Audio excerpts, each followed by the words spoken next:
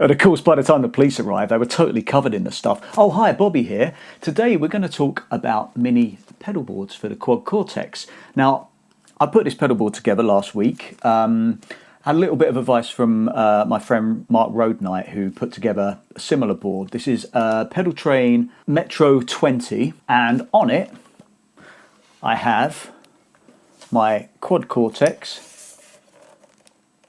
I have a Polytune Mini 3, an Ampero Press II by Hotone, Hotone Hotone Ampero Press II expression pedal, and my Freqout by Digitech. This pedal board kind of ticks all the boxes for me and does everything that I need it to do for the gigs where you kind of have to go direct to front of house.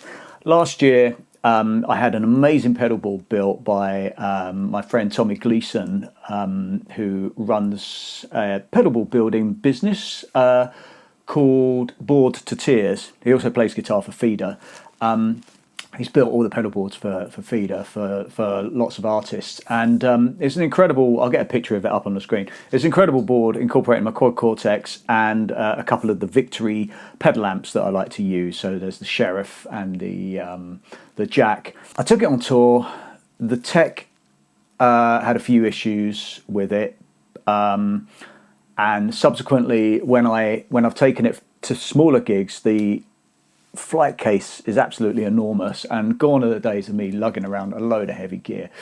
It was really kind of surplus to requirements for the sort of gigs that I like to kind of use amp modelers for.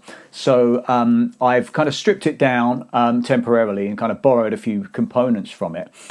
Still going to use that board as and when, but for me, using the Quad Cortex live, I wanted to mount it on a board, and I know a lot of people who use QC Live will want to mount it on a board because the power supply that comes with it is a little bit flimsy. I've used it a couple of times as a kind of standalone pedal board, and I've always been a little bit nervous, will the power supply kind of make it through the gig? So what I have on this board is a Ciox DC7. In order to run the Quad Cortex with the DC7. Now this is a slightly more up to date because you may go onto YouTube and find some older videos with different methods for doing this, but you need to buy the Ciox Crux. I actually repurposed this from my bigger board. You use the 24 volt DC output, run it into the Crux, switch that to 12 volts, and that will run your Quad Cortex, leaving you with 7 outlets to power other pedals. Now, it was important for me to have a really small kind of compact board. This is the Pedaltrain gig bag that I bought with it. I didn't buy the flight case model. And of course, you're kind of limited to I've got a dust flying around this room. You're kind of limited to real estate, as we say in the business. So I really, I wanted a volume pedal for this, and I've been using Mission pedals for years, but of course Mission pedals are, as long as wah-wah pedals. So I was looking for a smaller pedal that kind of didn't cost the earth and that I could also use as a wah, and my friend Mark recommended the Hotone Ampero Press, which I've only used it for one rehearsal. It's going to play its first gig this weekend, but so far so good. Very, very good. He mentioned that the sweep was a little bit shallow, but I really like it. It really does a job for me. It's great to use it as a wah. Now, I am a big fan of the Polytune pedals, Polytune Mini in particular, and I don't really like using the tuner on the Quad Cortex. It's a great tuner, but you've got to hold it down, or you can set it so that you can just press it. Like, you can switch the function between tap tempo and tuner so that you just press it. But if you press it and mute it in the middle of a gig, then, you're in trouble. If you press it and hold it and tune, by the time you've done that, if you've got like a couple of bar break in a song to tune your guitar, that could be, that could take a few seconds on stage.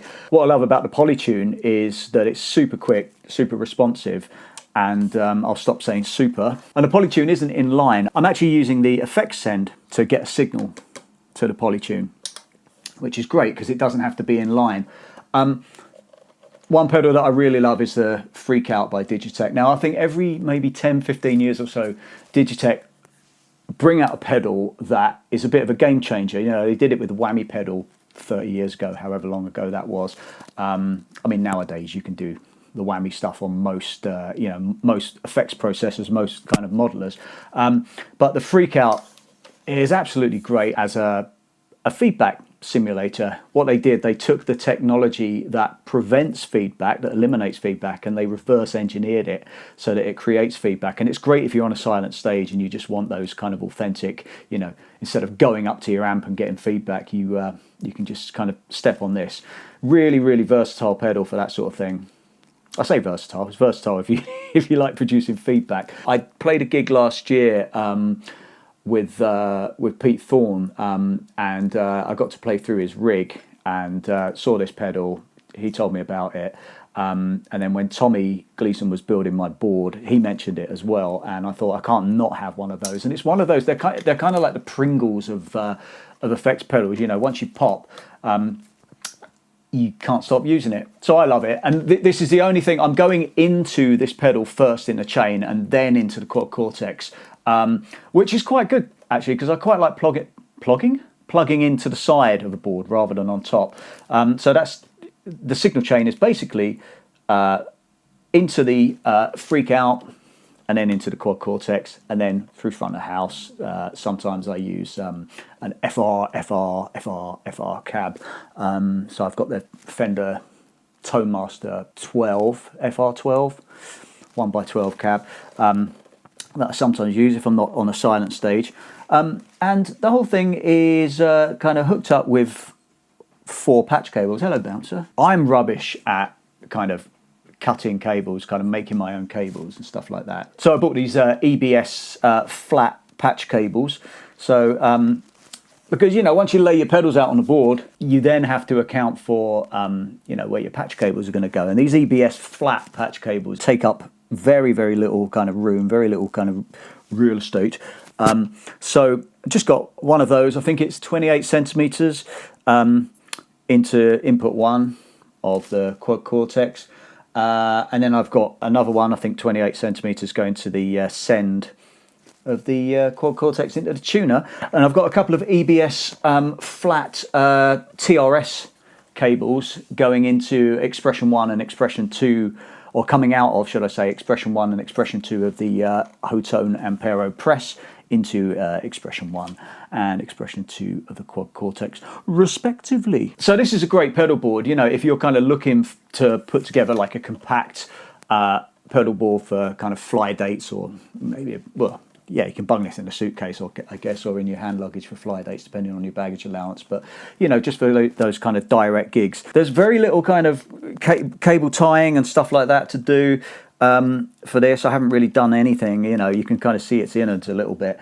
Maybe I should sort of tie that up. But at the same time, I don't like to commit too much to cable tying a cable. If that cable goes down mid-gig, you want kind of access to it so you can then, you know, kind of switch it out if you need to in a hurry. But hopefully this keeps things quite neat. If you're going to use the Ciox DC7 and the Crux, it's quite good to buy these brackets. You've got the Ciox, what's it called? Yeah, this is called the Ciox Grip or Grip 2. And then this is the Mini Grip for the Crux. You know, you don't have to drill anything. They're really, really easy to install. Another game changer, this was, again, suggested by my friend Mark, is these vulcanized rubber feet that you can just get from B&Q for about £1.41. What's that, like $2 or something?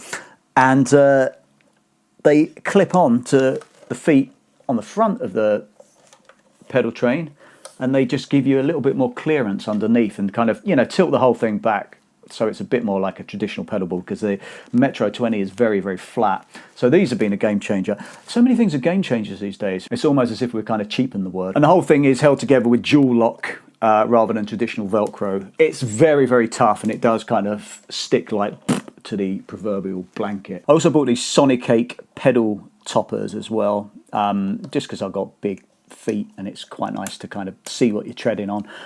They're quite cool. There's no point firing it up. You know what Quad Cortex sounds like if you've got one, but if you're looking for, you know, a portable solution, this is quite a good way to go. You know, you've got space there for kind of one pedal, whether that's an overdrive pedal or a compressor. You know, using flat patch cables is going to be a big space saver. The Hotone pedal these are about 75 quid or something. They're really inexpensive compared with you know, some of the other expression pedals, and you can just get the whole kit and caboodle on there, everything you need really for, you know, a kind of direct gig. Let me know if you're interested in any Quad Cortex related content, because I was thinking about, you know, demoing some sounds and stuff at a later date. Don't forget, you can pick up my free blues rock phrasing course. I've got a link in the description below. If you like this sort of content, then do hit like and subscribe. As I say, it will really help to grow the channel. Cheers everyone, have a great week, and I'll see you soon.